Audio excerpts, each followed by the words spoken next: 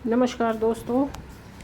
सितंबर जा रहा है, अक्टूबर शुरू होने वाला है और ये हमारे लिए सही समय है। सर्दियों के जो पौधे हैं जैसे मिर्च है, टमाटर है, चेरी टमाटर है, इनकी पौध तैयार करने का।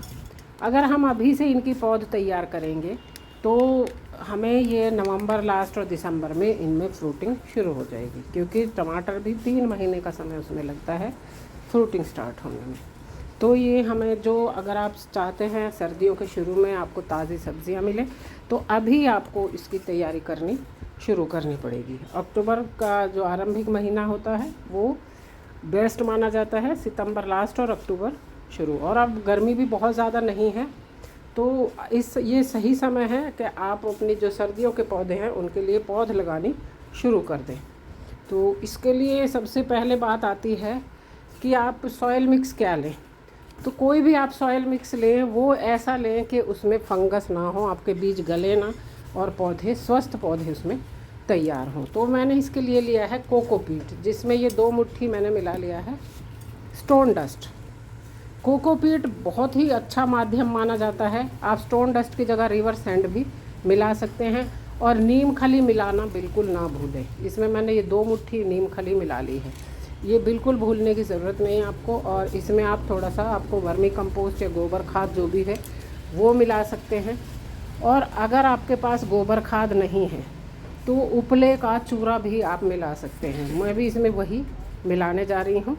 तो इसमें एक तो कोकोपीट आप जब यूज़ करते हैं तो उसमें फंगस के चांसेस बिल्कुल नहीं रहते। इसके अलावा आप खाली रिवर सैंड भी मिट्टी में ज़्यादा मिक्स करके तब भी बना सकते हैं। इसमें भी आप कोकोपीट और रिवर सैंड और मिट्टी मिक्स करके भी कर सकते हैं।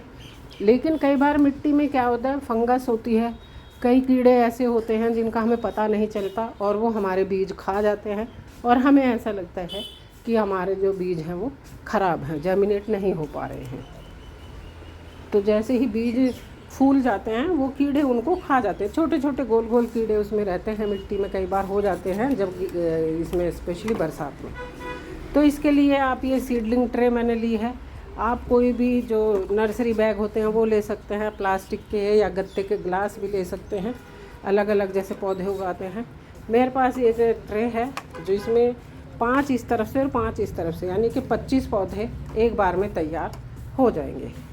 तो इस सीडलिंग ट्रे में अगर आप ट्रे यूज़ कर रहे हैं और उसमें छेद नहीं है तो फिर आपको उसमें छेद ज़रूर करना है, नहीं तो पौधा ख़राब हो जाएगा। तो इसमें ऑलरेडी छेद हैं तो मैंने इनमें सभी में एक ये कंकड़ डाल दिया है छेद बंद करने के लिए।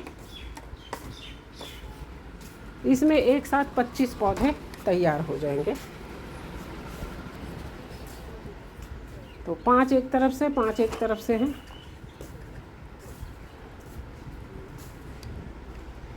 सर्दियों में, सर्दियां जो है वो स्वास्थ्य के हिसाब से सब्जियों का सबसे अच्छा सीज़न है। सर्दियों में सबसे ज़्यादा सब्जियां आती हैं।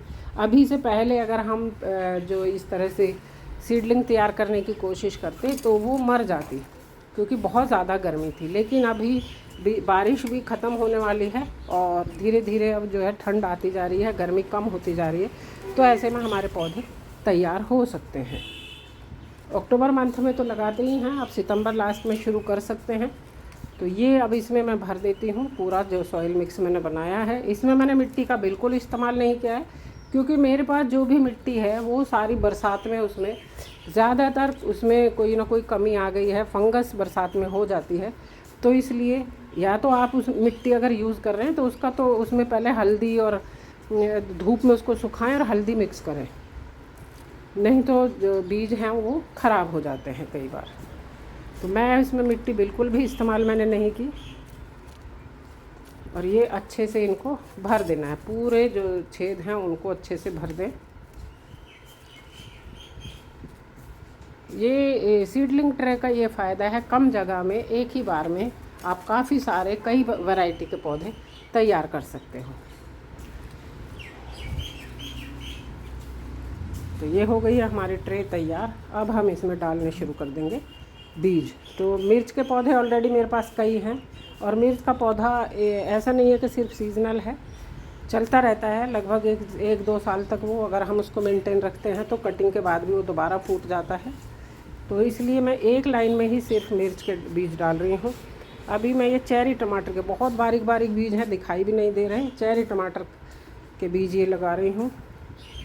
चेरी टमाटर बहुत अच्छा अगर ग्रो हो जाता है तो बहुत अच्छी उसमें फ्रूटिंग आती है, और ज़्यादा देसी और हाइब्रिड टमाटर से ज़्यादा समय तक ये चलता रहता है। और इसमें टमाटर भी ज़्यादा आते हैं, बंच आते हैं पूरे। इसके बाद ये टमाटर के बीज हैं कुछ, ये मैंने जब किसी एक वेबसाइट से ख़रीदे थे तो उन्होंने ये सैंपल भेजा था मेरे पास, सैंपल के लिए कुछ बीज भेजे थे। तो अक्सर जो सैंपल वाले बीज होते हैं वो अच्छी क्वालिटी के भेजते हैं वो। तो ये मैंने इसमें भी चेरी टमाटर हो गए, मिर्च हो गई। अभी मैं डाल देती हूँ ये कॉलीफ्लावर सीड्स, फूल गोभी के बीज हैं। ये ज़्यादा अच्छे जर्मिनेट नहीं हुए थे तो इसलिए मैं इसमें एक से ज़्यादा डाल देती हूँ। ज़्यादा पुराने नहीं हैं, लेकिन कई बार ऐसे बीज आ जाते हैं जो अच्छे से ग्रो नहीं होते। तो ये मैंने इसमें डाल दिए हैं कॉलीफ्लावर के, एक से ज़्यादा डाले हैं एक लाइन में। और इसमें थोड़े से पुराने कैबेज के बीज पड़े हैं तो वो जितने होंगे, बाकी में मैं कॉलीफ्लावर ही डाल दूँगी। और इस तरह से बंद गोभी, फूल गोभी, चेरी टमाटर, मिर्च के पौधे जो हैं वो, और टमाटर के पौधे मुझे एक साथ मिल जाएंगे। सर्दियों के लिए छत पे आंगन में इस तरह से आप पौधे तैयार कर सकते हैं, और ये सही समय है बिल्कुल।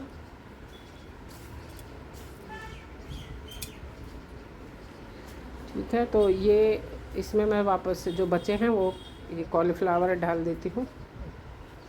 तो ये हो गई मेरी सीडलिंग ट्रे में सीड्स यानी बीज लग के हो गए हैं तैयार। अभी मैं इसके ऊपर वो नहीं डाल के, बल्कि पहले पानी डाल देती हूँ थोड़ा थोड़ा इनके ऊपर। पहले बीजों के ऊपर डायरेक्ट पानी डाल के, उसके बाद फिर इसके ऊपर और थोड़ा सा कोकोपीट डालूँगी। थोड़ा थोड़ा हमने पानी ये डाल दिया।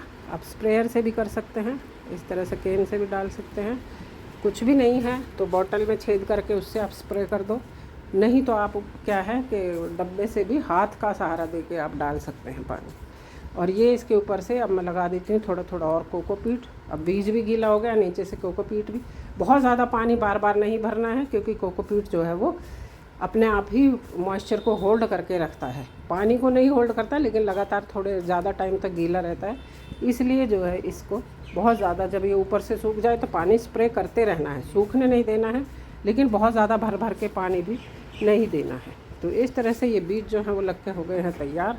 और धीरे धीरे ये, जैसे टमाटर जल्दी उगते हैं, मिर्च के पौधे भी आ जाते हैं, हफ्ते भर के अंदर इस ट्रे में छोटे छोटे पौधे जो हैं वो हमें दिखाई देंगे।